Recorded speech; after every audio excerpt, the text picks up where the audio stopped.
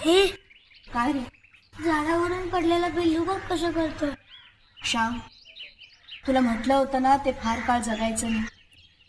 सुखानं मरू दे त्याला. सारखा सारखा हात लावू नकोस हो त्याला. उंचावरून पडलं ना ते फार लागलंय त्याला. त्याला बरं वाटायला लागलं ना की आपण त्याच्या आईकडे सोडून नेऊ हो त्याला. जाता आत नेऊन ठेव. हं?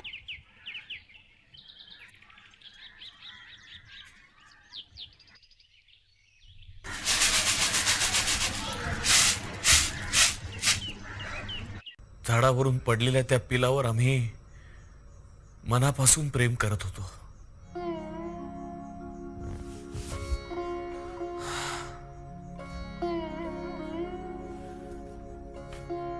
पण त्याला जगवावं कसं त्याचं आम्हाला ज्ञान नव्हतं. आमच्या अडाणी प्रेमामुळे ते बिचारं हैराण झालं होतं. ते जगावं म्हणून आम्ही त्याच्या चोचीत नाना पदार्थ घातले, पाणी सुद्धा ओतलं. शेवटी मी त्याला म्हणालो सुद्धा की बाबा तू बरा झालास ना की आम्ही तुला तुझ्या आईकडे सोडून देऊ. ती तिकडे तुझी वाट पाहत बसली असेल ना. निदान तिच्यासाठी तरी तू मरू नकोस रे बाबा. बघ बघ तुझी आई ओरडतेय बघ, ऐकलंस का?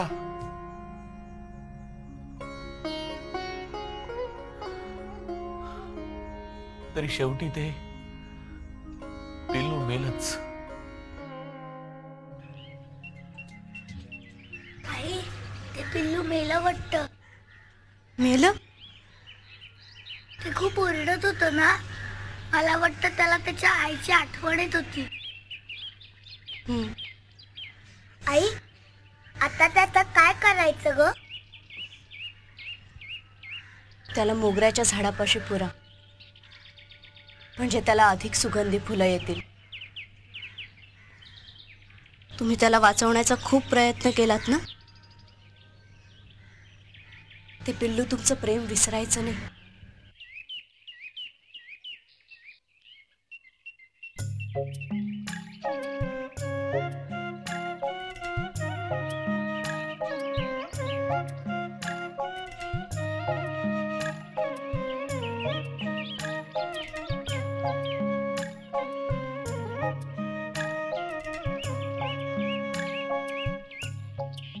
चला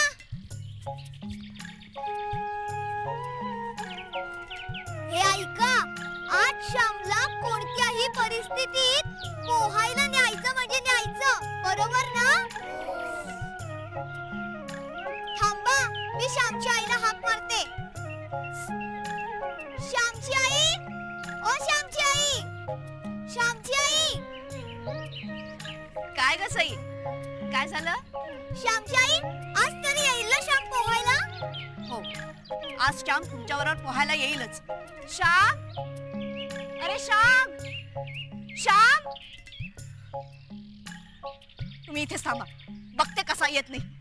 श्याम, श्याम, श्याम, चल चल म्हणते ना, चल चल म्हणते ना, काही नाही होत. चल चल इथून जा त्यांच्या बरोबर.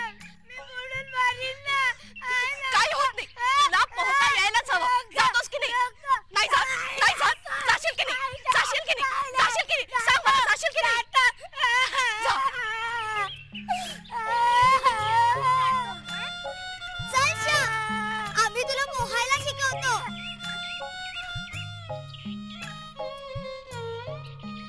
नको, मला नाही पोहायचं. अरे श्याम बघ, मी पण पोहायला शिकले.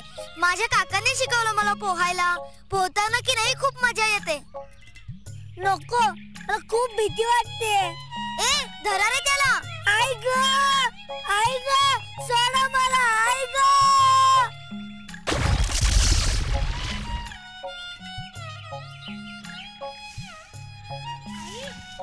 मी पोहायला शिकलो. खरंच? हो श्यामची आई, पोहताना खूप मजा आली. श्याम पहिल्यांदा जरा घाबरला, पण नंतर पटकन शिकला. हो हो, आणि श्याम उद्या नक्की पोहायला यायचं हा. उद्या नको, उद्या शाळा आहे. सुट्टीच्या दिवशी आपण जाऊया. बरं, सुट्टीच्या दिवशी जाऊ. चल आता मी निघते. श्याम चला. श्याम, तुला मारलं म्हणून तुझी आई तुला खूप दुष्ट वाटत असेल ना रे? नाही गाई, पण तू खूप जोरात मारलंस मला. श्याम, तू भित्रायस असं कोणी म्हटलं? तुला अशी नावं ठेवली तर मला चांगलं वाटेल? लोक म्हणतील बघा, श्यामच्या आईची मुलं भित्री आहेत. हे चालेल तुला? आवडेल? एखाद्यानं तुझ्या आईचा अपमान केला तर तुला सहन होईल? आणि माझ्या मुलांचा अपमान झालेला मी सहन करू शकणार नाही.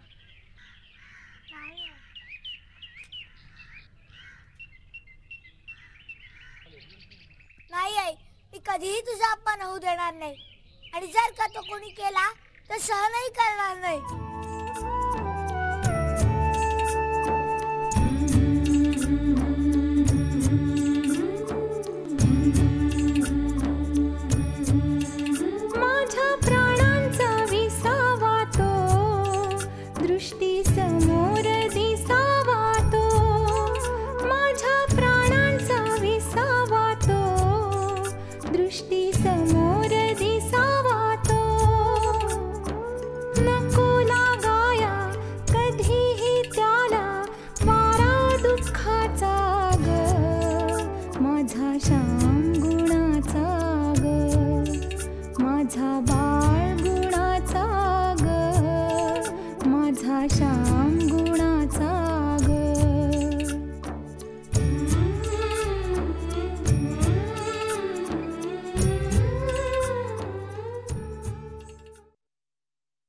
श्याम, अरे जेवत का नाहीयेस नीट? आज तुझी आवडीची रताळ्याची भाजी केली आहे, तरी नीट खात नाहीयेस. अगो, तो आता दापोलीला इंग्रजी शाळेत शिकतो ना. यशोदय, तू आता जेवायला बैसो. या तुम्ही पण. हो.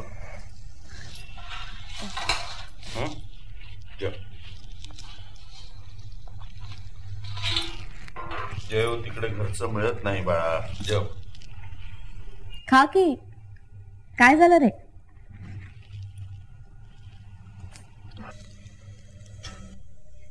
अय्या, भाजी खारट झाली आहे. कुणीच कसं का बोललं नाही? पुरुषोत्तम, तूही नाही बोललास? श्याम नाही बोलला म्हणून मी पण नाही बोललो. काय रे श्याम? आई, बाबा नाही बोलले म्हणून मी पण नाही बोललो. असं काय करता? पहाटेपासून उठायचं, सगळ्यांसाठी स्वयंपाकाची तयारी करायची, या चुलीसमोर बसायचं, त्याच्यातल्या धुराने डोळे चुरचुरले तरी सुद्धा तक्रार न करता प्रत्येक पदार्थ अगदी चवीचा बनवायचा. आणि समजा एखाद्या दिवशी एखादा पदार्थ बिघडला म्हणून खाणाऱ्यानं लगेच दोष देऊन स्वयंपाक करणाऱ्याला दुखवायचं. छे, काय श्याम, घे भाजी गोड आहे. या.